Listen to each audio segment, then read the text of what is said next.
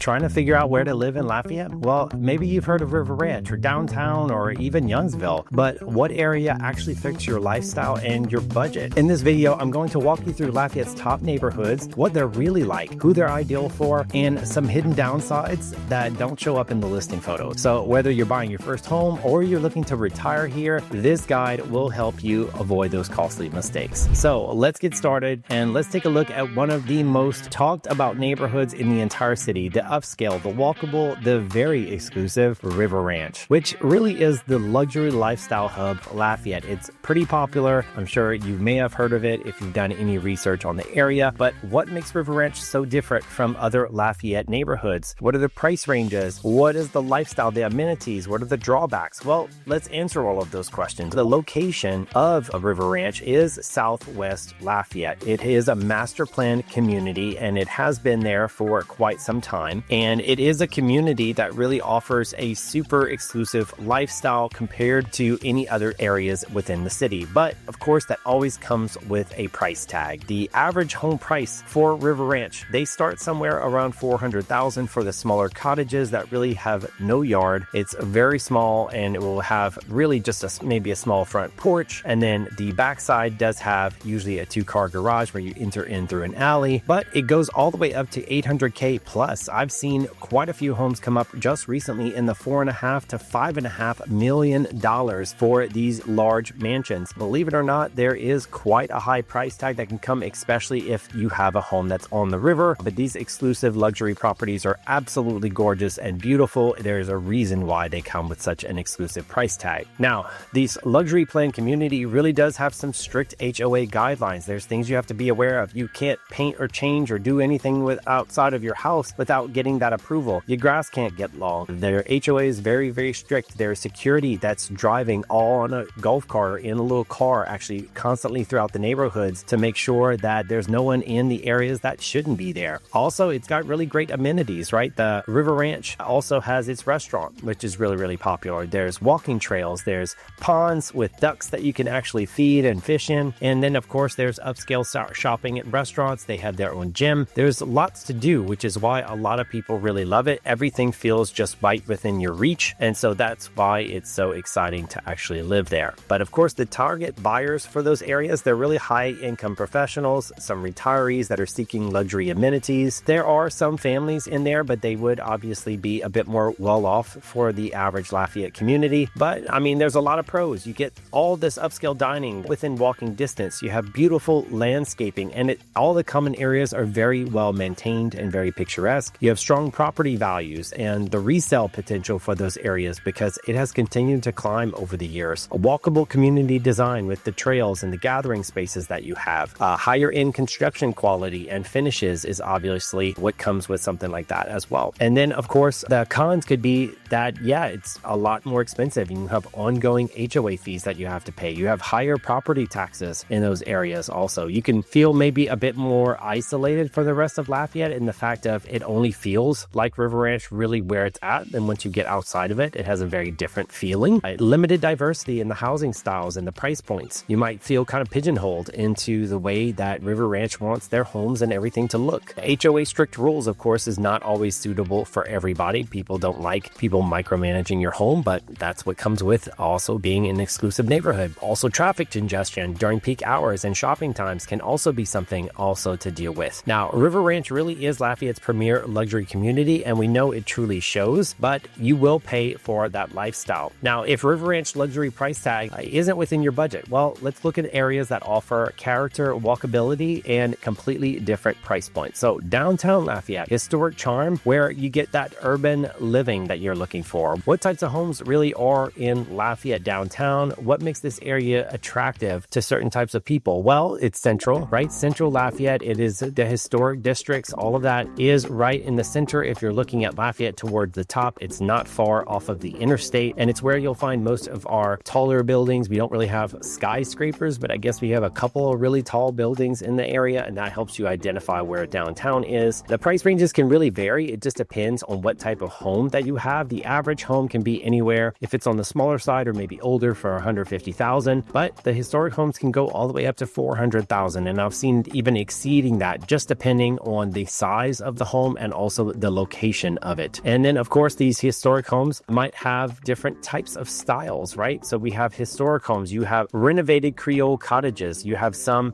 new infill development, right? There's some modern things where they knock down old decrepit properties and they put in new modern styles of homes, or maybe a lot of townhomes or multifamily type units that are being built in its place. Now, downtown does have quite a bit of walkability, which is really nice. There's restaurants, especially during festivals and cultural events, that you can walk around and really get easily around downtown. But downtown is in its way not completely self-sustaining in the fact that there are some things around the city that you might need. So I wouldn't say it's 100% walkable. You still need a vehicle and a place to park your car, which is also important. Really, a lot of the target buyers, I would say, for downtown usually are young professionals, maybe artists, some empty nesters that maybe just want urban amenities and they're not looking for maybe properties with a ton of care to them. So that's really all of the facts about downtown. But let's go over those pros and cons. So on a pro side, we know it's walkable and you have restaurants, you have bars, you have different cultural event centers, which is really great. There's the historic charm, the unique architectural details that you can get that you may not see in other parts of the city. We know it is more affordable in places such as what I spoke about earlier, River Ranch, while still offering a lot more character. And then you're close to also festival locations, and Lafayette's really the cultural heart. That's where the art walk is. That is where all of our music festivals many times are held. There is parks and different things that are all within close distance, so there is some benefits to being downtown. The growing arts and the entertainment scene is also a really big movement. I've seen personally that there are quite a few initiatives that are taking place downtown to bring even more nightlife and accessible things. And now some of the cons, well, many homes need significant renovation or updates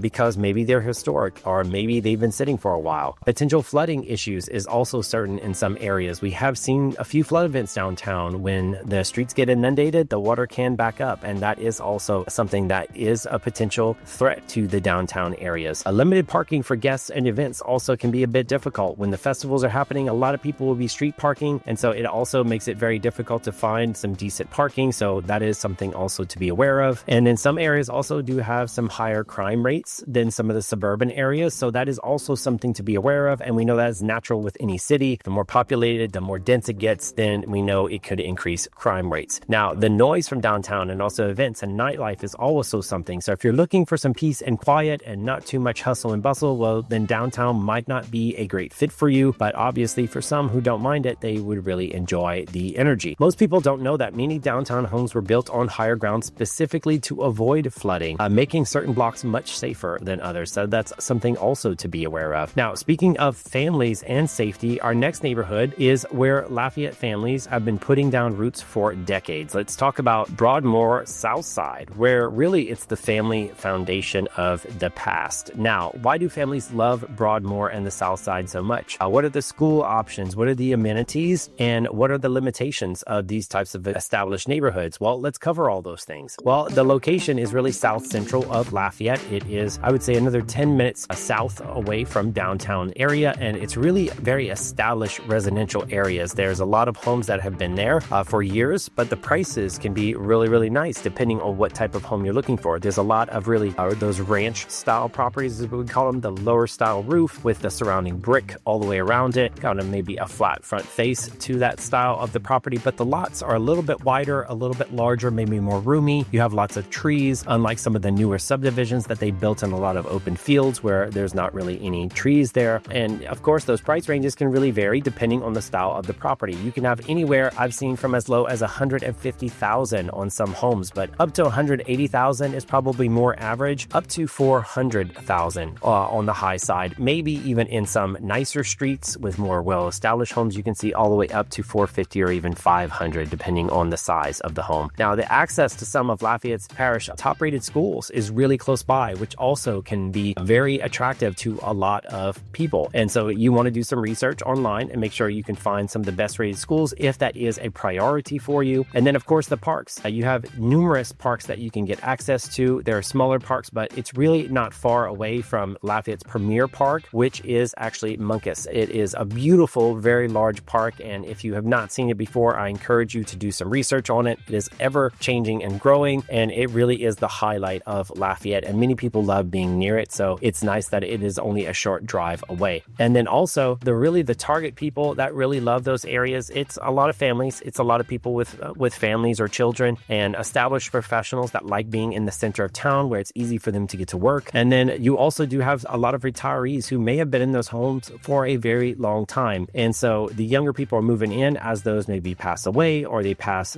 homes on to their families or their kids. But for the most part, you will still find some older communities and elderly that are still there as well. Now, let's go over the pros and cons and really break it down. So you have excellent public schools. There's also some private school options that are really close nearby. There's mature neighborhoods with established trees and landscaping. The beautiful oak trees is something that I really love about all these subdivisions. Really close to Muckus Park, and also recreational facilities, which is really nice. A strong sense of community and neighborhood stability from these areas. You can really get really close to a lot of shopping and great things right at your fingertips. You can get to restaurants in just minutes. And you have a mix of home sizes and price points that really can fit a lot of different families' needs. So those are all really great pros. But what about the cons? Well, many of the homes are about 30 years plus, and they may need quite a bit of updates. You have to think about things such as clay pipes or just different updates that these homes may not have seen for a very long time, and can be very costly if you're not aware of. Some areas are prone to street flooding, so you got to be aware of that as well in heavy rains. Limited new construction options. They don't really have a ton of new construction. Most of them are flipped properties that you can find. There's very few lots available or really new construction options in those areas. They're very few and far between. And the homes can feel a bit dated compared to some suburban subdivisions that have been popping up in the area. Also, traffic congestion around school hours during pickup and drop off is also something you want to be aware of. Now, Broadmoor and the South Side are where Lafayette families really are starting to build their lives for generations, and there truly is the reason for that, right? You've seen the prices, the schools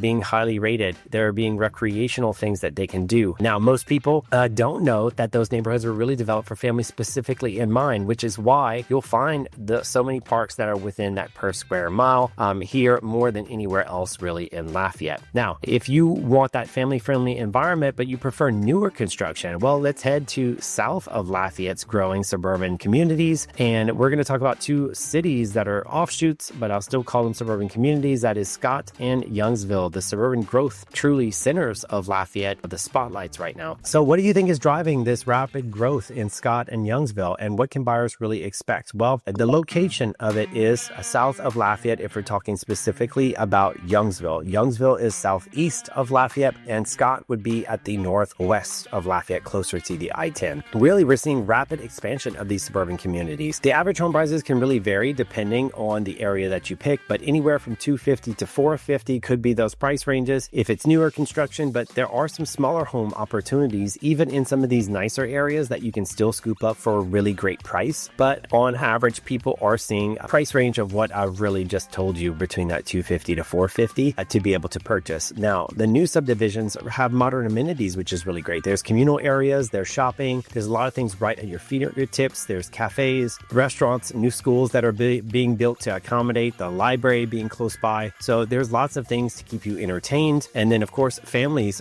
really like new construction and having that suburban feel. But let's break down the pros and the cons of each one. Well, so the brand new construction with the modern floor plans, the energy efficiency, all of those things can be really appealing when you have newer areas that are popping up. You have new schools and recreational facilities being developed right in these areas as well. So that also makes it very attractive. The high school ratings always make it more attractive to families. You have more space, larger lots than some of the urban areas, but it also depends where you're looking at, because some subdivisions, they are a bit tighter together and may not have much yard space depending on the community or the vibe you're looking for. The growing retail and dining options are always something that's super beneficial. And then, of course, you get the strong community development and planning of these newer communities. You have newer, fresher perspectives on all of these things. But let's talk about the cons. Well, you get higher prices, of course, with newer construction, so that's something to keep in mind. Commute times to Central Lafayette for work is something to be aware of. Scott would take you probably about 10 minutes to get back into Central Lafayette, and then Youngsville, you're looking at anywhere about 15 to 20 minutes depending on the traffic flow and the time of day, and so that is something also to be aware of. Limited established amenities compared to the mature neighborhoods, right? It's newer and it's up and coming, so you may not find as many options being available to you, but the good news is they're on the growth, so give it some time and it may be really exactly what you're looking for. Ongoing construction noise and disruption is something to think about. When you have developments happening, you never know when there's road construction or new subdivision that's popping up in what used to be a field, and then there's less character and and unique features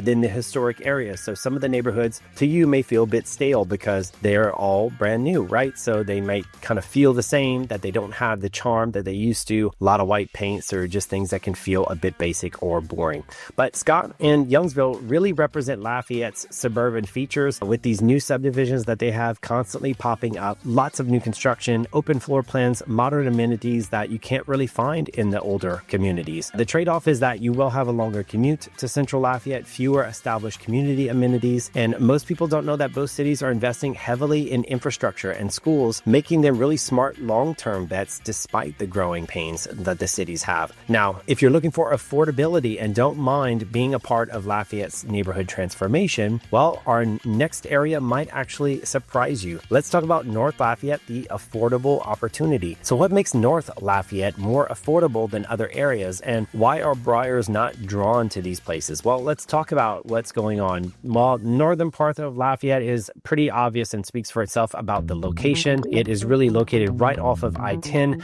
not far, just a couple minutes, and it's considered the northern side of it. And then you have mixed residential, you have commercial that's mixed right into it. And so it could cause some people to not have the vibes that they're looking for if you're looking for something that feels a bit more neighborhoodish. And then of course the home prices also kind of vary in those areas, but it's anywhere from as low as even below 100,000 depending what neighborhoods you pick, all the way up to 50. But with those lower neighborhoods obviously come with all of the things that you would kind of expect with lower price neighborhoods. So just something to keep in mind, and of course do your own research. A development status is really transitioning areas and ongoing revitalization, right? The gentrification that they try to have of some of these areas. First-time homebuyers, investors are always scooping up really great properties, and those who are seeking really affordable options can really find that in some of the northern areas. There's a mix of older and newer developments because there are some homes that are being torn down and newer developments are coming up in those areas. So that is also opportunities that people see. But what are the pros? Well, it's most affordable entry point really in Lafayette for ownership, the potential for property value appreciation, diverse housing options for starter homes or renovation projects, close to employment centers, and having some major roadways that give you really easy access to get out of the Lafayette area. A growing investment in infrastructure and community development. So it could be a huge attractor for a lot of people in the coming years. Now, what are the cons? Well, some areas are really known for having higher crime rates than any other areas in Lafayette, fewer amenities and recreational facilities, and the area is improving with new investments, but some sections still struggle with crime and neglect. Now, most people don't know that there are several major employers that are located in northern Lafayette, making it convenient for certain commutes that you may have despite its reputation. Now, finally, let's look at an area that combines the appeal of new construction with more space and an emerging community development. Let's talk about Upper Lafayette, which really verges into Carencro, the up-and-coming expansion. Now, what's driving the development in Upper Lafayette and Carencro? What are the advantages of these areas over other areas? What are the styles of the homes, the developments? Well, let's talk about that. Well, the northern expansion of Lafayette is really when we get above I-10. I-10, we know, runs from east to west and kind of cuts off the north side, but